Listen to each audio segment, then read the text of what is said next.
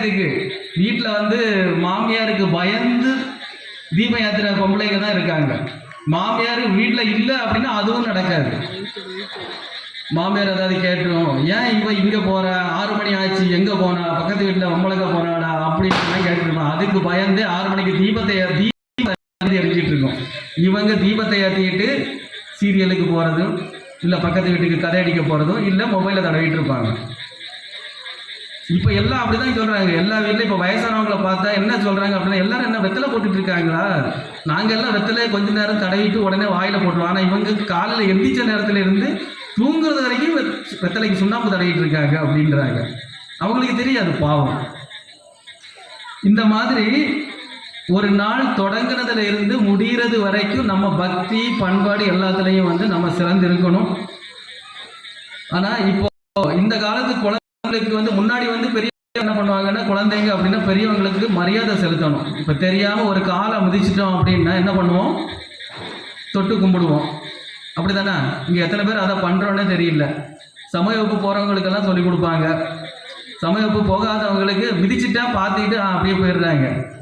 எதுக்கு மிதிச்சோன்னு தெரியல, அதுக்கு சாரி கேட்கணும்னு தெரிய மாட்டேங்குது. இப்போ முன்னாடியெல்லாம் நம்ம ஸ்கூலுக்கு போனோன்னா வாத்தியார் இருப்பாங்க. வாத்தியார் பயந்தே இருப்போம். வாத்தியார் எப்போ உள்ளே வராங்க அடிச்சிருவாங்களா அப்படி இப்படின்னு பயந்துருப்போம். இப்போ வந்து பசங்களை பார்த்து பயந்து வாத்தியார் இருக்கார். பசங்க எதுவும் கம்ப்ளைண்ட் பண்ணிடுவாங்களா, இல்லை ஏதாவது சொல்லிடுவாங்களா, பேரண்ட்ஸை கூட்டிகிட்டு வந்தாங்க, அந்த மாதிரி பயத்தில் தான் இருக்கிறாங்க. முன்னாடி வந்து கூட்டு குடும்பம் இருந்தது. கூட்டு குடும்பத்தில் என்ன இருப்பாங்க, அம்மா இருப்பாங்க, பெரியம்மா இருப்பாங்க, சித்தி இருப்பாங்க, பாட்டி இருப்பாங்க. இப்போ ஒரு குழந்தை பிறந்தது அப்படின்னா நம்ம அதை நமக்கு கவனிக்க தெரியும். ஆனால் குழந்தைய பார்த்துக்கிறதுக்கு நிறைய பேர் இருப்பாங்க. இப்போ ஃபுல்லாக தனி குடித்தான் தான், கணவன் மனைவி குழந்தைய பார்க்குறதுக்கு யாருமே இருக்க மாட்டாங்க. அப்போ என்ன பண்ணணும், கூட்டு குடும்பமாக இருந்தால் அது நமக்கு நல்லதுங்கிறது வந்து அவங்களுக்கு தெரியணும். தெரிஞ்சாதான் அந்த குடும்பம் வந்து நல்லா இருக்கும். இப்போ நான் தான் ஃபுல்லாக பேசிக்கிட்டே இருக்கிறேன். இப்போ பேசுகிறவங்க வந்து 2 பேரும் என்ன முறைச்சி பார்த்துட்டு இருக்காங்க. எனக்கு மைக்கு கொடுப்பாங்களா கொடுக்க மாட்டாங்களா, இல்லை இவனே பேசி போயிடுவானா. இந்த குழந்தைங்களெல்லாம் தூங்க ஆரம்பிச்சிட்டாங்க போல, சைடில் இருந்துட்டு ஃபுல்லாக பார்த்துக்கிட்டே இருக்காங்க. என்ன பேசலாம் பேசுகிறத மறந்துடுவாங்கன்னு நினைக்கிறேன். அதனால் அவங்கள நாம் இப்போ கூப்பிட்டுடலாம். இப்போ பக்தியிலும் பண்பாட்டிலும் சிறந்தவங்க ஆண்களா பெண்களா, அதுதான் நமக்கு தலைப்பு. இப்போ ஆண்கள் தான் இந்த மாதிரி வேலைகள் எல்லாம் சிறப்பாக பண்ணிக்கிட்டு இருக்காங்க. நான் சொன்னதெல்லாம் முன்னாடி காலத்தில் நடந்த விஷயங்களை நான் இப்போ சொன்னேன். இப்போ என்னென்ன நடக்குதுங்கிறத வந்து இப்போ முதல்ல ஆண்கள் தான் அப்படின்னு பேசுகிறதுக்காக அஸ்வினை வந்து கூப்பிடுறேன். பார்ப்போம் என்ன பேசுகிறாங்க, யார் பக்தியிலையும் பண்பாட்டிலையும் சிறந்தவங்கன்னு இப்போ பார்ப்போம். அஸ்வின் அவங்க. ஐயா, 27வது ஸ்ரீ கிருஷ்ணா இளைஞர் மன்றம் பிரம்மபுரம் நடத்தும் தீபாவளி பண்டிகை திறன் நன்னாளில் நல்ல ஒரு பட்டிமன்றத்திற்கு எனக்கு முதல் முறையாக வாய்ப்பளித்தவருக்கு நன்றி கூறி தொடங்கின்றேன். நடுவர் அவர்களே, இதுல நீங்க பாத்துக்கலாம், 27 வருஷம் இந்த தீபாவளி பண்டிகையை எடுத்து நடத்துறது ஆண்கள் தான். நடுவர் அவர்களே, இதுல தெரியுது ஆண்கள் தான் சிறந்தவங்க.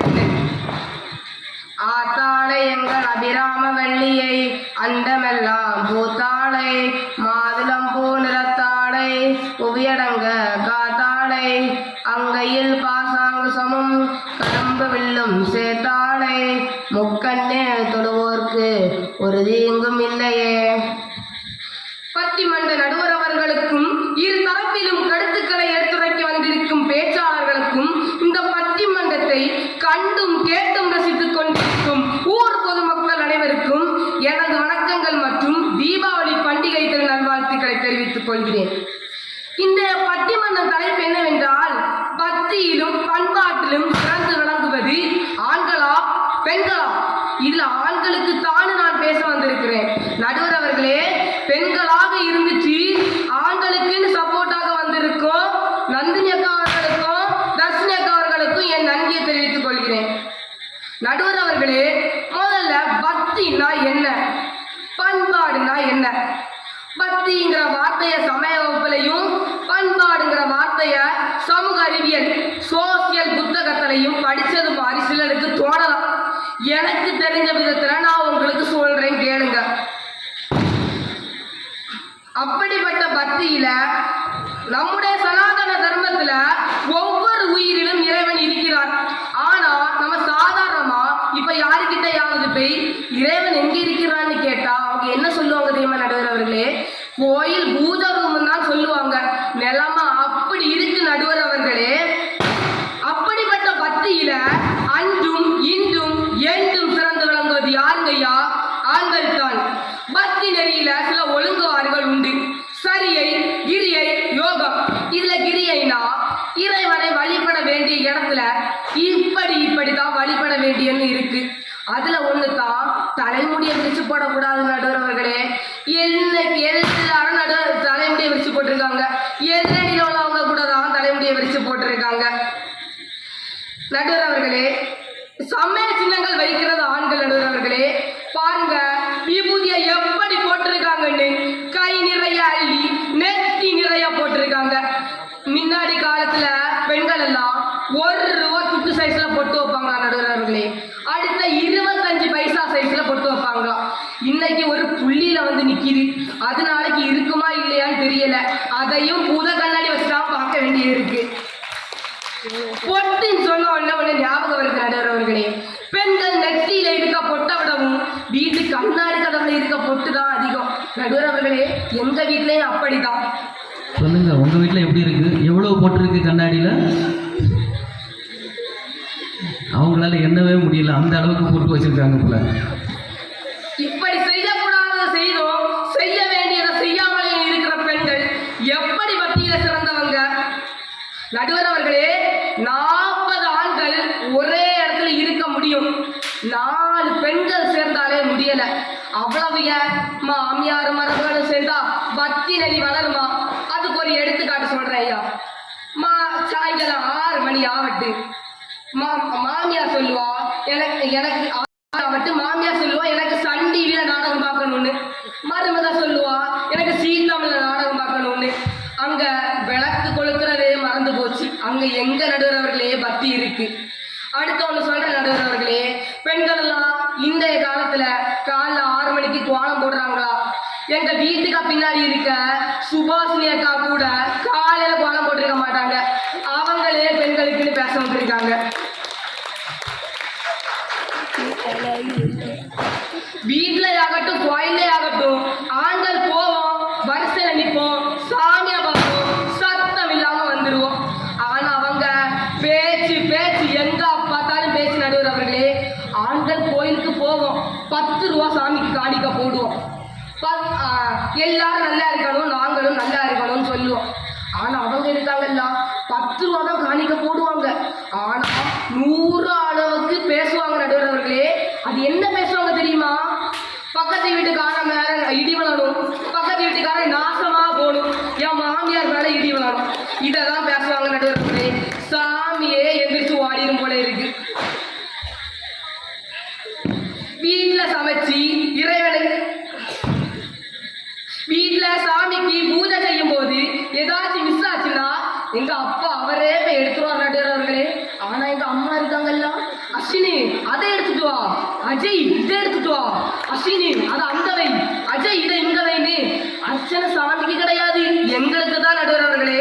வீட்டுக்கு போனாதான் தெரியும் அஸ்வினிக்கு எவ்வளவு அடி கிடைக்குது. முன்னாடி காலத்துல ஆழ்வார்கள் நாயன்மார்கள் எத்தனை ராஜாக்கள் கொண்டு சேர்றாங்க தெரியுமா நடுவர்களே? கண்ணப்ப நாயனார் எடுத்துக்கிட்டீங்கன்னா முதல்ல கண் மாற்று அறுவை சிகிச்சை நடந்தது யாருக்கு தெரியுமா? சிவபெருமானுக்கு தான். இறைவனை வழிபட வேண்டிய எந்த வழிமுறைகளையும் கண்ணப்ப நாயனார் பின்பற்றவில்லை. ஆண்டவன் கண்ணில் ரத்தம் வந்ததை கண்டதும் தன் 2 கண்களை எடுத்து வைத்தார். நடுவர்களே, என்னைக்குமே கொடுக்கிறவங்களால தான் இறைவனுக்கு பிடிக்கும். எங்க அப்பா ஏதாச்சும் கொடுக்குற இடத்துல எங்க அம்மா இன்னும் கொஞ்சம் கொடுங்கன்னா சொல்லுவாங்க.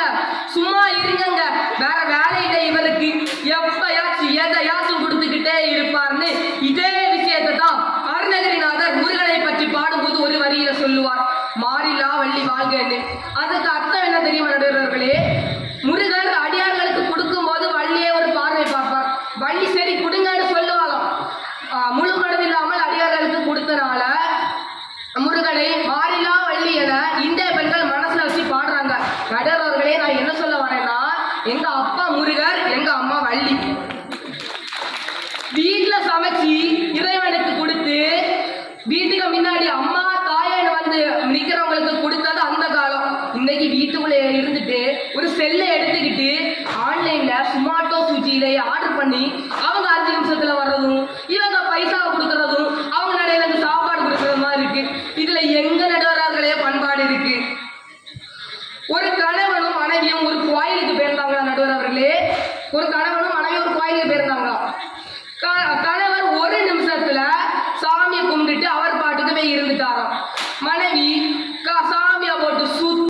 சுத்துன்னு சுத்துறாங்க. அதுல சாமிக்கே கிருன்னு ஆயிட்டா நடுவர் அவர்களே.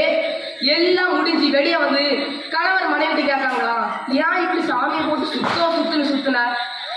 மனைவி என்ன தெரியுமா சொல்றாங்க, இன்னி வர யாருலயும் உங்க கூட நான் மனைவியா இருக்கணும்னு சொல்றாங்க. அதை கேட்டுட்டு கணவனும் திரும்பி போய் சாமியை சுத்துன்னு சுத்துறாங்க. அந்த சுத்துல சாமி எந்திரிச்சு போகல நடுவர் அவர்கள். அதுதான் மிச்சம் நடுவர் அவர்களே. 3 பெருசா 60 பெருசா? 60 தான் பெருசு நடுவர் அவர்களே. இந்த பாயிண்ட் நோட் பண்ணிக்காங்க. 3 பெருசா 60 பெருசா? 60 தான் பெருசு. 60 பேர் ஆண்கள், 3 பெண். அதுல சிறந்தவங்க ஒரு ஆள் தான் நடுவர் அவர்களே. பெண் காரைக்கால் அம்மையார். நடுவர் அவர்களே 1 பெருசா 11 பெருசா? 11 தான் பெருசு.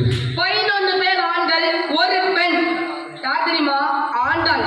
எனவே பொறுமை நேர்மை என தொண்டு பழமை மாறாமல் வாழ்ந்து கொண்டிருக்கும் ஆண்கள் தான் அன்றும் இன்றும் என்றும் பக்தியிலும் பண்பாட்டிலும் சிறந்தவர்கள் என்று கூறி வாய்ப்பிற்கு நன்றி கூறி நடுவர்களே நீங்க நல்ல தீர்ப்பை வழங்குவீங்கன்னு சொல்லிதான் விடைபெறுகின்றேன். நன்றி, வணக்கம். வணங்கிடுவோம்.